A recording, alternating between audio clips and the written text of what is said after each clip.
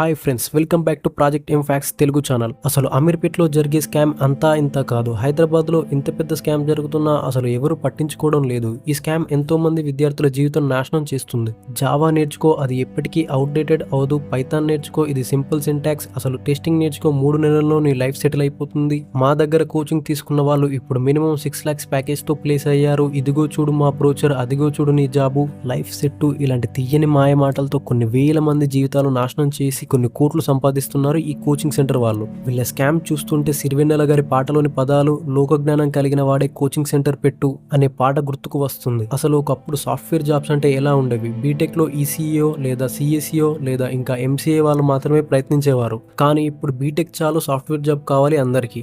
Degree చేసినా, non IT background అయినా, అసలు ఏ గ్రాడ్యుయేషన్ అనేది సంబంధం లేకుండా అందరూ సాఫ్ట్వేర్ జాబ్స్ కి అంటున్నారు. దీనికి ముమ్మాటికి కారణం ఈ అమీర్పేట్ కోచింగ్ సెంటర్స్ చేసే ప్రమోషన్సే. ఒకప్పుడు మన రాష్ట్రంలో లిటరసీ రేట్ చాలా తక్కువగా ఉండేది, కానీ పాస్ట్ 15 years లో అది చాలా శాతం పెరిగింది. అండ్ ఒకప్పుడు కొంతమంది మాత్రమే కోర్సెస్ చేసేవాళ్ళు, వాళ్ళకి తగ్గట్టుగానే ఐటీ జాబ్స్ కూడా ఉండేవి. ఒక 10 మంది సాఫ్ట్వేర్ స్టూడెంట్స్ ఉంటే ఒక 20 జాబ్స్లు ఉండేవి. కానీ ఇప్పుడు ఆ సంఖ్య మారిపోయింది. 100 సాఫ్ట్వేర్ జాబ్ ఓపెనింగ్స్ ఉంటే కొన్ని లక్షల మంది వాటికి అప్లై చేస్తున్నారు. స్పెసిఫిక్ డిగ్రీతో పని లేకుండా సింపుల్ గా గ్రాడ్యుయేషన్ అయిపోతే చాలు. ప్రతి ఒక్కడికి వచ్చేది ఒకటే ఆలోచన, ఐటీ జాబ్. గౌట్ జాబ్ సంగతి పక్కన పెడితే అసలు ఈ సాఫ్ట్వేర్ జాబ్స్ కి ఇంత క్రేజ్ రావడానికి గల కారణం ఈ కోచింగ్ సెంటర్స్.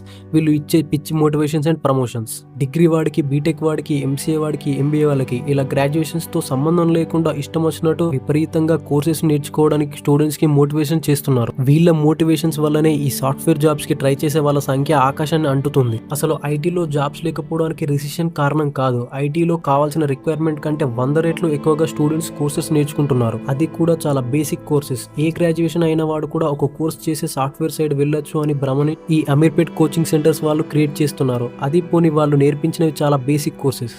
అవి అన్ని అవుట్డేటెడ్ అయిపోయినవి. కంపెనీస్ లో చాలా అడ్వాన్స్ ఫ్రేమ్వర్క్స్ అడుగుతున్నారు. ఇవన్నీ కోచింగ్ సెంటర్స్ వాళ్ళకి తెలిసిన స్టూడెంట్స్ కి మాయమాటలు చెప్పి మోసం చేసి కోట్లు సంపాదిస్తున్నారు. అసలు ఐటీలో జాబ్స్ కి సరిపడే మంది ఉన్నా కూడా స్టూడెంట్స్ ని ఇంకా మోటివేట్ చేసి అనవసరంగా కోర్సెస్ సెల్ చేసి ఇంకా చాలా మందిని రిక్వైర్మెంట్ కంటే చాలా రేట్లు ఎక్కువగా సాఫ్ట్వేర్ జాబ్స్ కి ట్రై చేయించడానికి స్టూడెంట్స్ ని మోటివేట్ చేస్తున్నారు. వీళ్ళు ఈ విధంగా మోటివేషన్స్ ఇవ్వడం వల్ల గ్రాడ్యుయేషన్స్ తో సంబంధం లేకుండా ప్రతి ఒక్కరి కోర్స్ సెల్ చేయడం, ఇలా అనవసరంగా స్టూడెంట్స్ ని సాఫ్ట్వేర్ జాబ్స్ అనే ఉచ్చులో దింపుతున్నారు. వాళ్ళు మాత్రం కొన్ని కోట్లు సంపాదిస్తున్నారు. అసలు సాఫ్ట్వేర్ ఇండస్ట్రీలో రిసెషన్ తగ్గుద్ది అని అంటారు, కానీ అది ఎప్పటికీ తగ్గదు. జాబ్స్ లేక కాదు, మంది ఎక్కువ అయిపోవడం వల్ల రిసెషన్ పెరిగే ఛాన్సెస్ ఇంకా చాలా అంటే చాలా ఎక్కువగా ఉన్నాయి. ఇది ఇలాగే కొనసాగితే స్టూడెంట్స్ కి సాఫ్ట్వేర్ జాబ్స్ తప్ప వేరే ఆలోచన కూడా వచ్చేలా లేదు. సో ఫ్రెండ్స్, ఎవరైతే హైదరాబాద్ కు వచ్చి కోచింగ్ తీసుకుని సాఫ్ట్వేర్ జాబ్ చేస్తే వేరే బిజినెస్ థాట్స్ వచ్చినా కూడా ధైర్యం చేయలేకపోతున్నారు, లైఫ్ సెటిల్ అయిపోతుంది అనే ఆలోచన ఉంటే మాత్రం ఒక్కసారి ఈ ఇందాక చెప్పిన మాటలు గుర్తు తెచ్చుకోండి. ఒకటికి 10 సార్లు ఆలోచించండి. ఆ తర్వాత మాత్రమే డిసిషన్ తీసుకోండి. ఇలాంటి ఇన్ఫర్మేటివ్ వీడియోస్ కోసం మన ఛానల్ని ఎప్పుడూ సబ్స్క్రైబ్ చేయండి. Thank you for watching this video.